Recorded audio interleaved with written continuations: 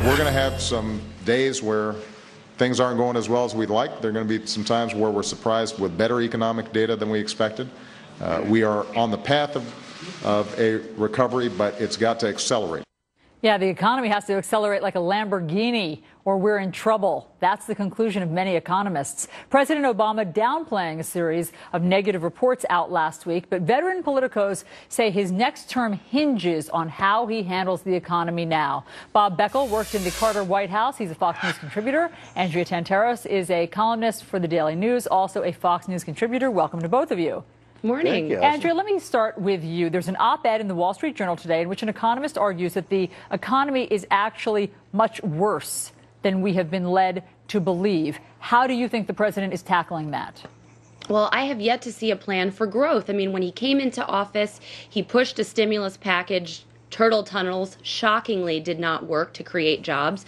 And he also pushed a first-time homebuyer tax credit. We see now that a lot of people, 40% of their second mortgages are going underwater. A lot of the reason is because there's no jobs. So he pushed a stimulus, he pushed some tax credits, and he pushed a cash for clunkers plan that just didn't work. And now we've yet to see any real plan for growth. So while, look, the president is not at the root of what caused this original recession, it's Democratic policies, he certainly has shown that he is not the guy to get us out of this mess. He just doesn't know how to fix it. And it's going to hurt him if he can't figure out a way before November. Bob, is it fair to say that 2 years into his presidency, President Obama's policies have not worked to fix the economy?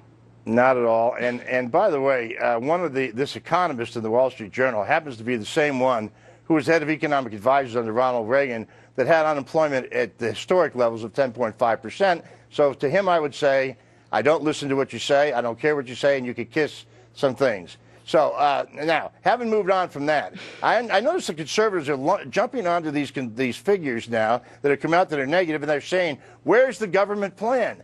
The same people who say, let the free market handle the plans for putting people to work. You can't have it both ways. Why are they saying that? One real reason. The happiest people in America, when unemployment went up to 9.1%, were Republicans on Capitol Hill and running for president of the United States. They don't want the economy to get better. But $3.7 trillion in debt and 2.8 million jobs lost on his watch. How can you say this morning that the economy has not gotten worse under his watch? Because I would argue that the unemployment would have been 4 million people more out of work, and we would have been in a Great Depression. That's why. I think that when we believe it's a combination of the free markets and government working together, you all believe the free market's going to handle it. Well, that's but a weak remember, the free market's got us into trouble in the first place. That's okay, so Bob, it sounds like you're saying that you're comfortable with the steps that President Obama has taken, even though obviously unemployment is at 9.1%. There are millions of people out of work, but you're comfortable that the president has done all he can do. Well, I'm comfortable with the plan that he has put into place by November of 2012 will yield good results. And I will point this out. The corporations have record high profits. The stock market is at a record high or near a record high.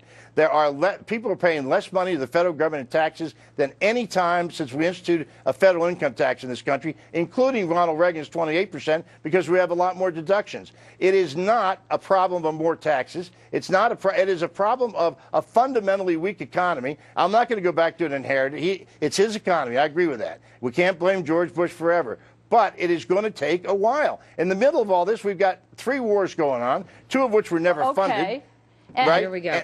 Bob, and we've got gas prices all of these things aside. Okay, so let's believe. What do you mean all these things aside? How do you say all these things aside? But you're giving excuses. I'm saying excuses are not going to work to get him reelected. And I'm sorry, corporate profits, we're not creating jobs. You know, Obama talked so much about the car and Republicans and don't give him the keys back. We're not in a ditch anymore. I mean, he steadily took this economy, drove it into a lake, and now we're sinking. Okay, Allison brought up the Lamborghini.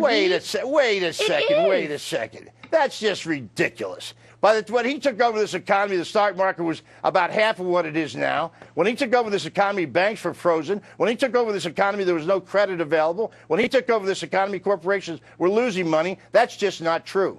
He has brought all those areas back. The question is now, do the American people believe what you're saying? And frankly, they're the ones that are hurting. So, Andrea, I mean, pretend for a second you're a Democratic strategist. What do you advise the president to do today?